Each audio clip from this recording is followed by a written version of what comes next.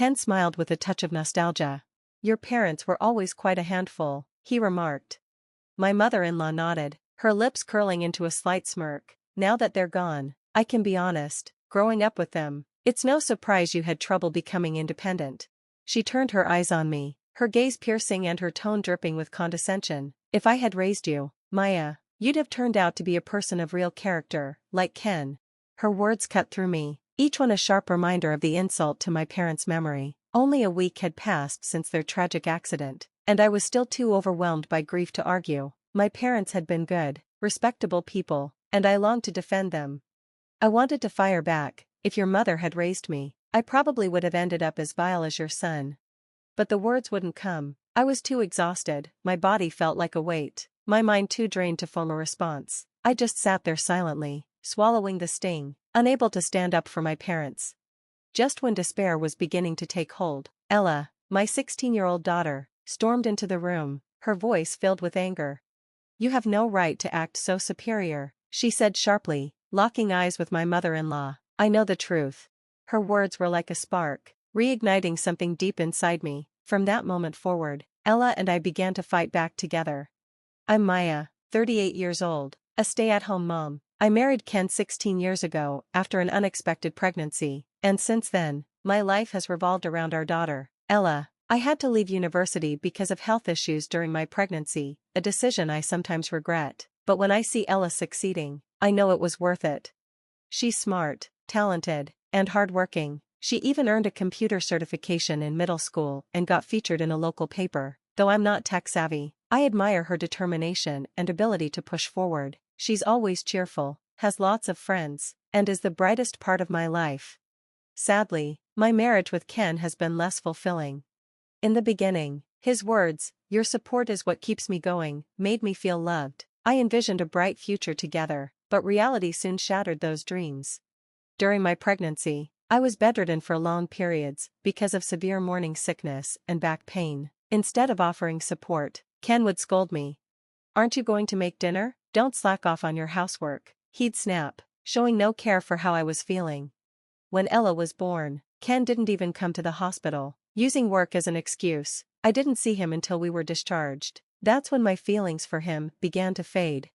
I stayed in the marriage for Ella's sake, afraid I wouldn't be able to raise her alone or afford her a private education. I tolerated Ken's increasing arrogance, his criticism of everything I did, even though I worked so hard to be the perfect wife. By our 10th anniversary, he had stopped calling me by my name altogether.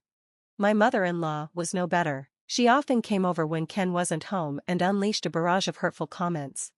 A woman with no career or education doesn't belong by Ken's side. You're lucky he married you, she'd say, criticizing every inch of the house and finding even the smallest speck of dust to complain about. I tried to confront Ken about it once. Why did you change? You were so kind before we married, I asked, my voice trembling with frustration. His response was cold and dismissive. I'm busy running a company, unlike you, who does nothing all day. I eventually confided in my parents, letting all my frustration out. Their support was a lifeline I didn't even know I needed. Divorce him, they said, we'll help you start over. But when they confronted Ken, his tears convinced them to give him another chance. At home, his remorse quickly faded. How dare you humiliate me like that, he shouted, his anger smothering any remaining hope I had. It's embarrassing to rely on your parents as an adult. If we divorce, our reputation will be ruined. Can't you understand something so simple? His angry tirade echoed through the house while Ella stood by, her face unreadable. My days became a constant struggle with no relief in sight. 8 years later, tragedy struck. My parents died in a car accident, allegedly caused by mistakenly pressing the accelerator instead of the brake. I was devastated, unable to comprehend the loss. In the midst of grief, I was forced to handle the funeral arrangements on my own as their only child. My husband made his feelings clear. It's your parents' funeral, you deal with it, he said coldly, leaving for work as usual. Despite his indifference, Ken showed up at the funeral, dressed in new clothes and putting on a solemn face for the sake of appearances. The irony wasn't lost on me. I hadn't even been allowed to buy new clothes. A week later, the true extent of his feelings became clear. My husband and mother-in-law arrived at my house, their smiles full of smug satisfaction. We always had trouble with your parents, Ken said with a grin. But now that they're gone, he added, his tone dripping with relief. My mother-in-law agreed. If I had raised you, you'd be a fine person like Ken. Your parents obviously failed. Their words felt like daggers. Still reeling from the loss of my parents and the weight of my marriage, I couldn't summon the strength to respond. All I could do was silently apologize to my parents, feeling like I had failed them. Just when I thought I couldn't take any more, Ella appeared, her face fierce with determination as she confronted my husband and mother-in-law. Who do you think you are? She demanded. I know everything. Ken sneered at her. Stop talking nonsense and go study. You don't want to end up like your mother, he spat. My mother-in-law nodded in agreement. Exactly. Ella needs to focus on studying so she doesn't turn out like her mother.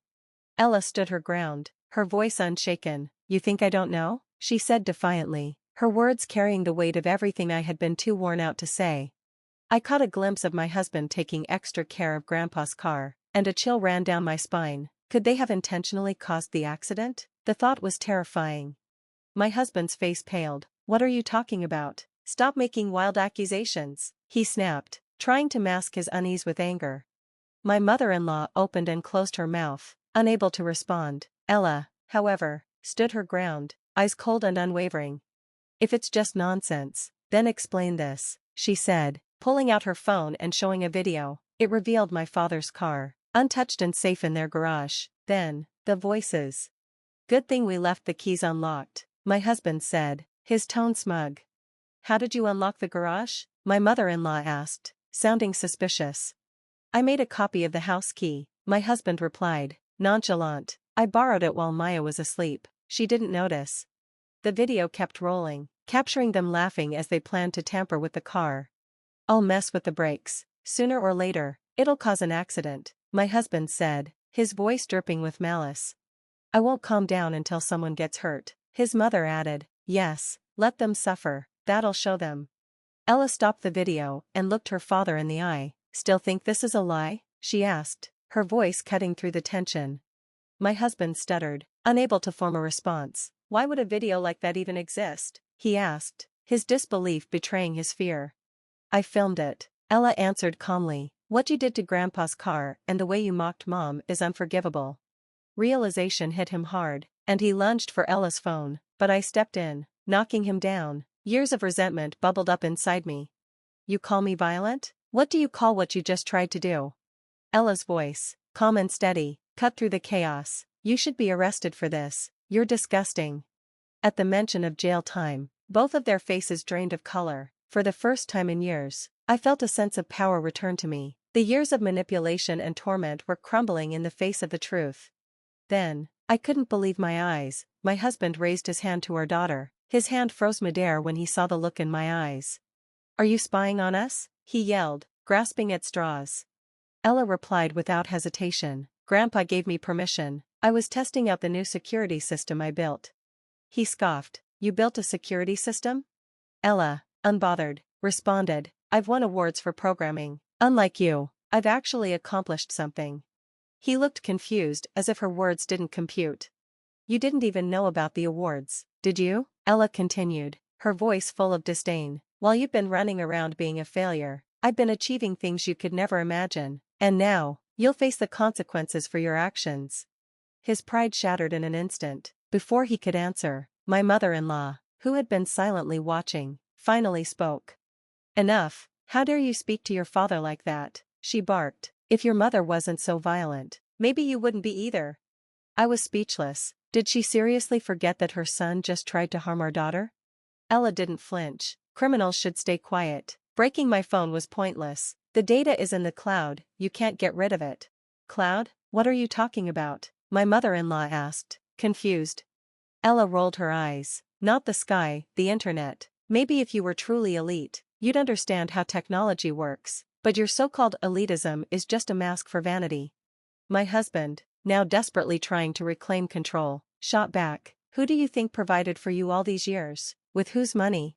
Ella didn't miss a beat. It's not that Mom didn't work, you forced her to stay home, pretending she didn't contribute, but that ends today. Her words inspired me. For years, I had put up with his control, all for the sake of our daughter, but now I realized staying in this marriage was hurting her. She's right, I said firmly. This marriage is over. You spent years stripping away my independence and belittling my worth. It's time I take it back. You think you can survive without me? He sneered. You've never worked a day in your life. I smiled, cold and resolute. Do you really think you can survive without me? Who takes care of your suits, your house, your meals? Without me, you're nothing. His voice wavered. Of course, I can manage. Your voice is shaky, I pointed out. Are you sure?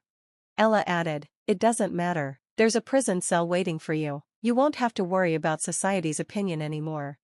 That broke him. He screamed, running for the cameras, desperate to destroy the evidence. But in his panic, he tripped over my shoes, crashing to the floor. Ella called the police, and within hours, both my husband and my mother-in-law were taken away. The footage, combined with other evidence, sealed their fate. As the trial unfolded, more ugly truths emerged, including shady dealings at my husband's company, which collapsed soon after his arrest. Lawsuits piled up, revealing his mismanagement and cruelty as a leader. In the aftermath, Ella and I began rebuilding our lives. My parents had left behind an inheritance with a will that specifically excluded my husband. It was as if they had foreseen this day and prepared to protect us. I used part of the inheritance to enroll in vocational school, to pursue a stable career in welfare. Meanwhile, Ella continued to excel in her passion for app development, dreaming of a future as a programmer. Life isn't without its challenges, but it's filled with newfound joy and freedom. Together, we are stronger than ever, and for the first time in years, I can look ahead with hope. Thanks for watching, stay tuned, and see you next time.